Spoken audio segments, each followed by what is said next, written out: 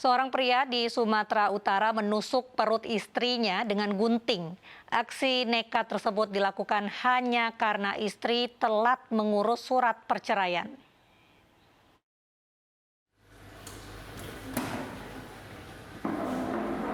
Inilah tersangka Amir Siregar, 45 tahun, warga Dusun 3 Kampung Baru, Desa Kota Pinang, Kecamatan Tebing Syah Bandar, yang berhasil diamankan petugas Polres Tebing Tinggi usai melakukan penikaman kepada istrinya.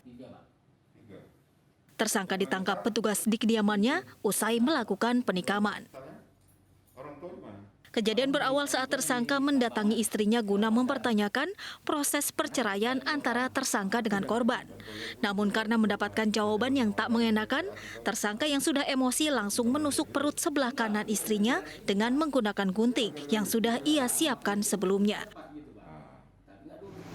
Surat cerai itu tidak muncul, tidak ada gugatan di pengadilan agama, sehingga ini dipertanyakan ke istrinya, dan jawaban istrinya membuat tersinggung si suami sehingga ditikam menggunakan gunting.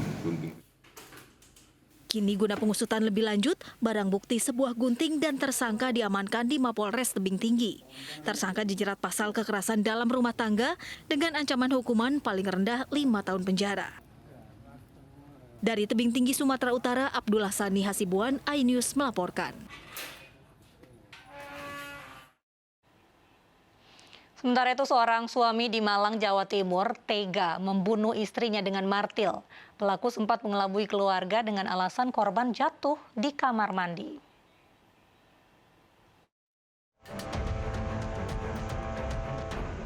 Tidak ada kecurigaan dari keluarga saat korban dilaporkan meninggal dunia akibat terjatuh di kamar mandi oleh suami korban pada Jumat lalu.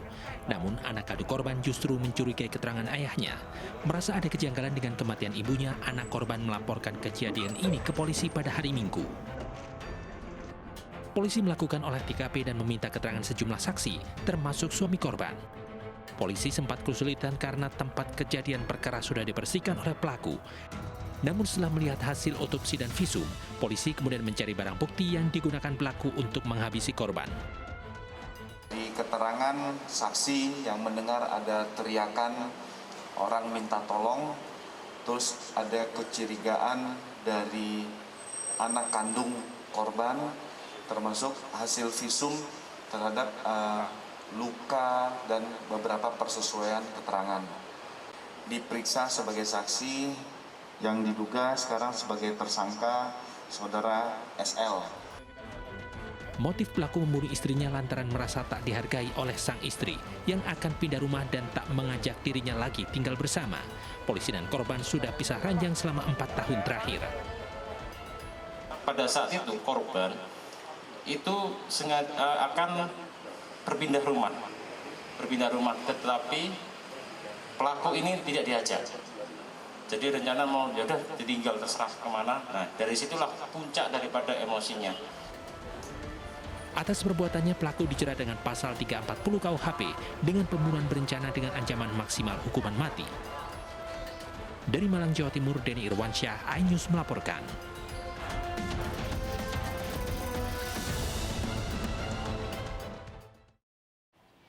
Pemirsa, gara-gara kredit panci, seorang ibu rumah tangga di Pangandaran, Jawa Barat tewas di tangan suami. Pelaku kesal karena istrinya sering membeli barang secara kredit tanpa sepengetahuan dirinya.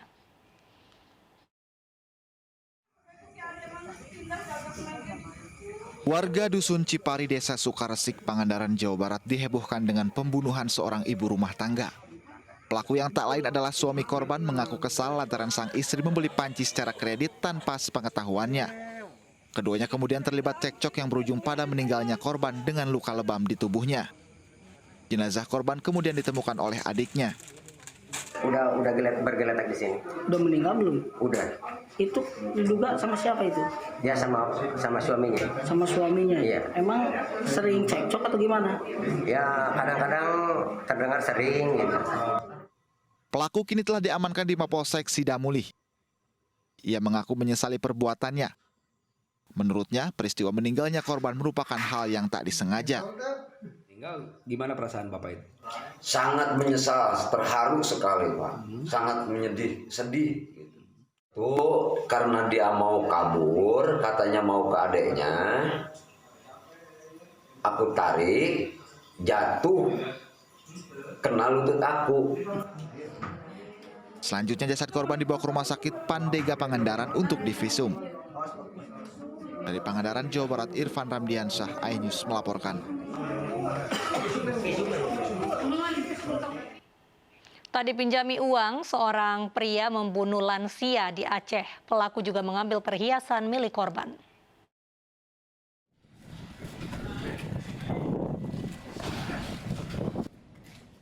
Setelah sempat kabur selama sebulan, pembunuh seorang nenek di Aceh Barat, Aceh, berhasil ditangkap tim reserse kriminal Polres Aceh Barat. Tersangka membunuh nenek Dahniar karena sakit hati lantaran tidak diberi pinjaman uang. Dengan pisau, pelaku melukai leher korban hingga meninggal, lalu mengambil gelang emas milik korban seberat 30 gram. Sejak kejadian terjadi, kita langsung meriksa beberapa saksi. Dari keterangan-keterangan saksi itulah kita dapati identitas dari tersangka dan alhamdulillah kita berhasil menemukan tersangka ini. Motifnya apa nih pelaku? Motifnya sakit hati. Jadi tersangka berniat meminjam uang kepada korban, sementara korban tidak memberikan pinjaman dan mengeluarkan kata-kata yang menurut tersangka menyakiti hatinya. Pelaku membutuhkan uang karena terdesak tagihan utang yang harus dibayar. Pelaku menyesal dan meminta maaf kepada keluarga korban. Saya sakit hati, Pak. Sakit hati kenapa? Dengan ucapan beliau menghina saya, Pak. Sekarang gimana, menyesal nggak? Menyesal, Pak. Saya minta maaf sama pihak keluarga beliau, Pak. Sebelumnya, nenek Dahniar ditemukan tewas tergeletak bersimbah darah di sekitar rumahnya. Polisi membutuhkan waktu sekitar sebulan mengejar pelaku yang kabur. Dari Kabupaten Aceh Barat, Aceh, Afsah, iNews melaporkan.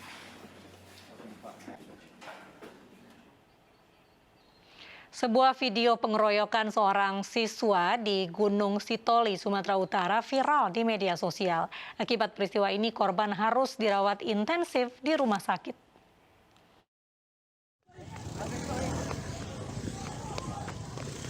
Aksi pengeroyokan secara brutal menimpa seorang siswa di kota Gunung Sitoli, Sumatera Utara. Video pengeroyokan ini menggemparkan warga pasca tersebar luas di media sosial.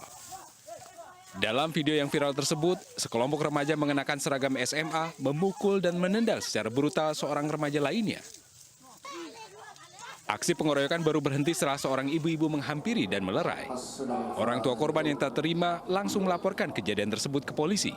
Setelah kita menerima laporan, maka laporan tersebut akan kita proses lanjut, di mana langkah kita selanjutnya akan melakukan pengecekan korban ke rumah sakit dan melakukan interogasi untuk sementara karena mungkin si korban belum bisa datang ke kantor untuk memberikan keterangan, dan akan dilakukan pemanggilan terhadap saksi-saksi yang melihat langsung. Hingga saat ini, korban masih menjalani perawatan intensif di rumah sakit. Sementara pihak kepolisian tengah menyelidiki identitas para pelaku pengeroyokan. Dari Gunung Sitoli, Sumatera Utara, Iman Jayalase, iNews melaporkan. Komplotan rampok sadis menyatroni sebuah kedai martabak dan merampas telepon genggam milik karyawan. Selengkapnya sesaat lagi.